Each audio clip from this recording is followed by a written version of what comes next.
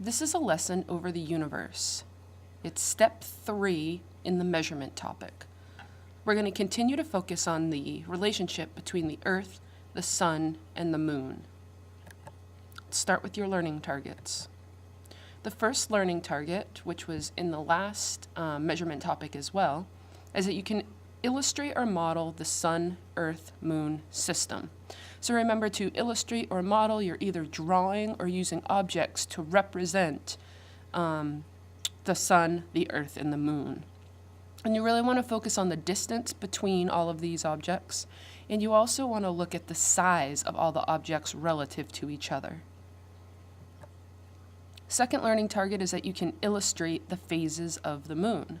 So again, you're doing some sort of drawing or diagram, and we want to show what the moon looks like as it revolves around the Earth. So what are the different phases? What does it look like in the sky to us during the different times of the month?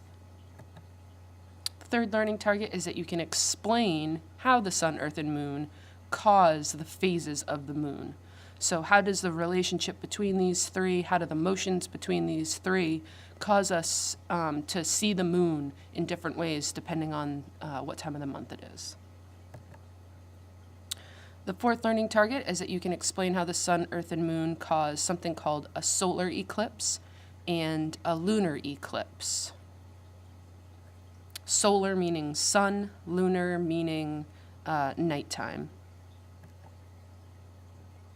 The final learning target is that you can explain how the Sun, Earth, and Moon cause tides. So what kind of relationship or what kind of effect do these objects have on the water of our Earth, the large bodies of water? So let's first talk about the Sun, Earth, and Moon, and this is going to be reviewed to you guys. Again, the Sun is the largest object in our solar system, not in the universe, but in our solar system. The Earth is the next smallest, but it is still much smaller than the Sun. And the Moon, when we compare these three objects, the Moon is the smallest. The Moon is a little closer in size to the Earth than the Earth is to the Sun. The Earth is very far away from the Sun, and the Moon is just a little far away from the Earth. And I think we talked about last time, depending on what phase the Moon is in, it's going to be closer to the Sun or further from the Sun than the Earth is. And again, you need to know that the Earth revolves, so it circles around the Sun, and the Moon revolves or circles around the Earth. And it's these motions that actually end up causing the phases and the eclipse. So, phases of the Moon. The Moon is lit by the sun rays, and it's lit by the sun rays reflecting or bouncing off the surface of the Moon. So the Moon is made out of something, a material that's very reflective. And so that's why we can actually see the Moon. The Moon doesn't produce light or energy like the Sun does. The Sun is what's producing the light or energy, and that energy is bouncing off the Moon so that we can see it. Depending on the position of the Moon, it can look very different. So during a new moon, you can see almost none of the moon, and that's because of the position, while during a full moon, you can almost see all of it.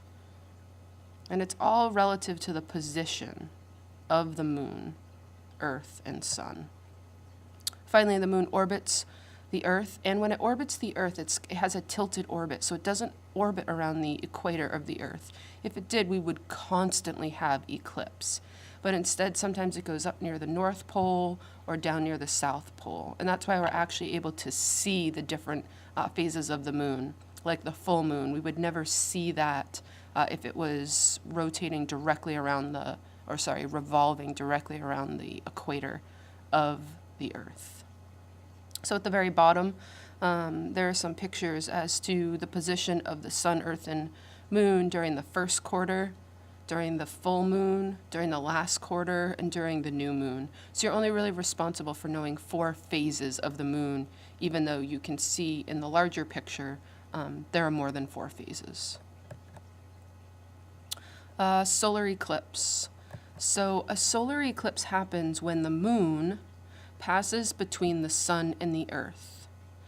This happens during the day, and it only happens when the sun, earth, and moon are in a position for a new moon. There are usually between 2 and 5 solar eclipses that happen each year.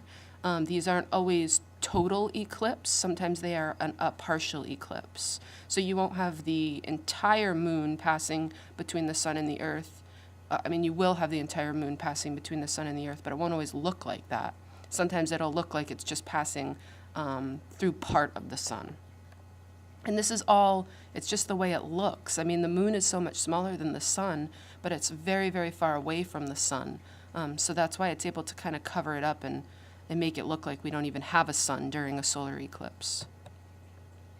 A total solar eclipse, they are quite rare, and so that's when the moon entirely covers the sun during a solar eclipse. Solar eclipse can be seen, but it's only from a relatively small area, so there'll only be a part of Earth that can actually see a solar eclipse during the time. A lunar eclipse happens at night, so lunar night. Lunar eclipse happens when the moon passes behind the Earth. So the Earth is blocking the sunlight from hitting the surface of the moon. So as you know, the moon doesn't produce light. It uses light from the sun to reflect back toward the Earth. And so if the sun rays can't hit the moon, then you won't see anything at all. There won't be a reflection. A lunar eclipse can happen only during a full moon. So look at the position between the sun and the Earth and the moon. And lunar eclipse can actually be seen from anywhere on the night side of the Earth.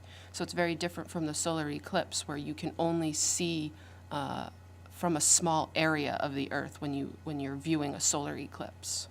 You can do a little bit of research on both the solar and the lunar eclipse and figure out when the next one's going to happen, where you can see it, or when the next partial eclipse or lunar eclipse could happen. Tides. Tides are the rise and fall of sea level. And so they're caused by this thing called gravitational pull.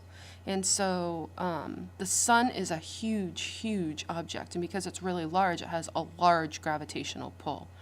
And so this pull causes the water on the Earth to move in certain directions. Depending on where the moon is in the phases, the pull can be stronger. So you can see the picture of the sun and the new moon. Both of those objects are pulling on the water of the Earth. So the tides are larger than usual. And I'm going to find you guys some more resources on tides because it's a very tricky concept to understand. You can check those out on my website.